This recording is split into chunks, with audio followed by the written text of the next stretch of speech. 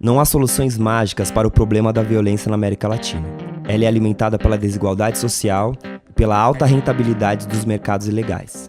Muitos acreditam que o encarceramento ou a militarização previne a impunidade.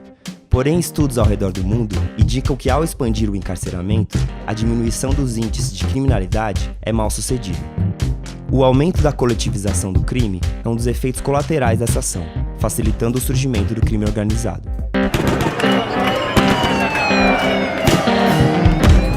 O que produz a violência?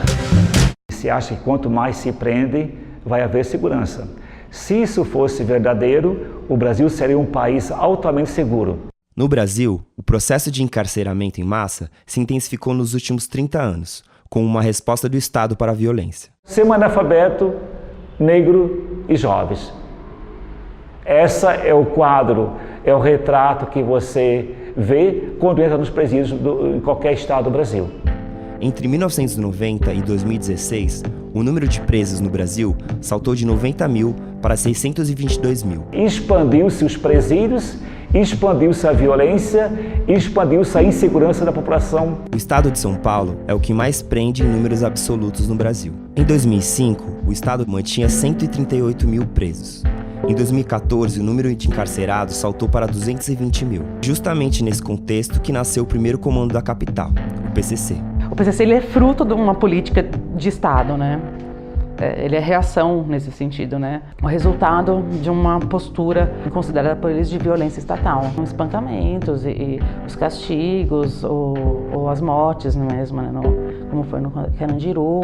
Criado no início dos anos 90, a organização criminosa domina os presídios de São Paulo e em diversos outros estados, e é um dos atores mais importantes do tráfico de drogas na América Latina.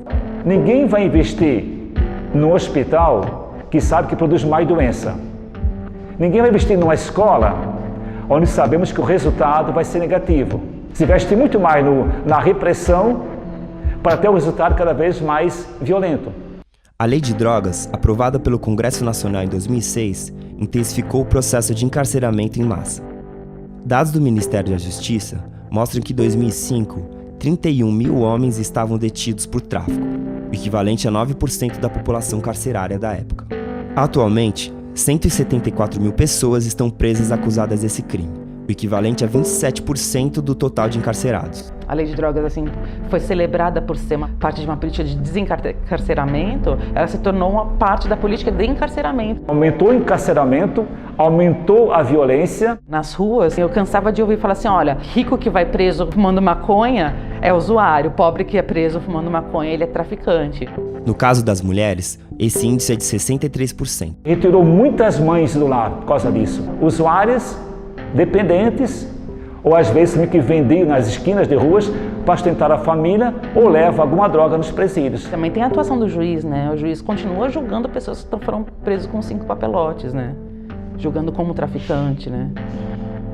Quer dizer, é a lei, é o policial, é o juiz. Isso significa que é preciso repensar a prisão como instrumento de política pública para combater a violência no Brasil. Quando manda alguém para o presídio, está dizendo todas as instituições de sociedade faliram. E agora, para não ver a sua falência, vamos esconder a pessoa. Outra grande aposta em política de segurança no Brasil são as unidades de polícia pacificadora nas favelas do Rio de Janeiro. Como política de segurança, é uma política controversa, porque, enfim, teve todo um viés para pensar segurança pública, de militarização. Então teve todas aquelas cenas espetaculares, né, de entrada dos blindados da Marinha, o Exército, Força Nacional, todo mundo chegando, todo aquele simbolismo da retomada do Complexo do Alemão, com bandeira nacional e etc. Ou seja, uma política de segurança que parte da ideia da ocupação de um território, né? Enquanto a atuação da Força de Pacificação, integrada por militares, custou 600 milhões de reais, o município investiu 303 milhões em políticas sociais. Primeiro porque não era sustentável do ponto de vista orçamentário, né? Dependia-se do dinheiro, dos royalties do petróleo para aquela coisa funcionar, e as flutuações do petróleo não permitiram que aquilo continuasse. Mas também me parece que não era sustentável na própria concepção da coisa, nesse arranjo que eu acho que não era alguma coisa que poderia ter continuidade. Após 3 anos, os índices de criminalidade voltaram ao mesmo patamar. Você sabe de onde vem a população, sabe o que faltou, o que causou toda essa sociedade realmente desprotegidas e amparada pelo tráfico. Você só chega lá para reprimir o tráfico e a droga, mas não dá as condições mínimas para essas crianças, adolescentes e jovens sobreviver nesses ambientes.